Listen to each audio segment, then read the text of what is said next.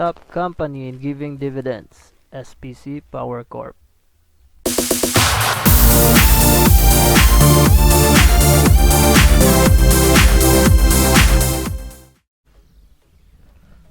Okay, una, kilalanin muna natin yung SPC Power Corporation. So, punta tayo sa PSE Edge. Tapos punta tayo sa company information. Click nyo to. So, yung SPC is established in 1994. Tapos, may 5 siyang main subsidiaries.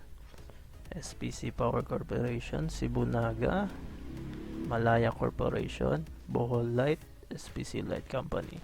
Tapos may 2 siyang associates, Mactan Electric Company and Kepco, SPC Power Corp. So yung mga directors and management, makikita niyo siya dito. So kung gusto niyo i-check isa-isa yan, kayo na bahala. Tapos financial report, tapos makikita niyo naman dito previous year, tapos current year pataas, no? Current assets. Tapos yung pinaka-importante, dividends. So twice a year siya nagbibigay, April 0.4 and noong December 0.7. Ito, napakataas, kaya siya naging number 1. Tapos, ngayong nalaman nyo na SPC yung number 1 na nagbibigay ng dividends, ano ang gagawin nyo? Siyempre, titignan nyo yung dividend yield. So, gumawa ako ng simple calculation para ma-compare natin. For example, nakabili ka sa price na to at 6.6. So, magkano yung dividend yield mo?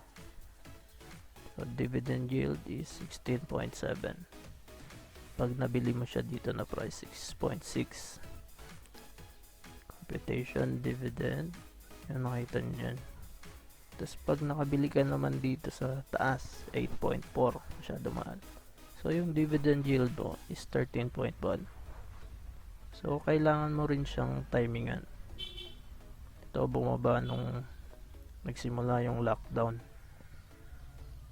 Tsaka makikita nyo dito sa mga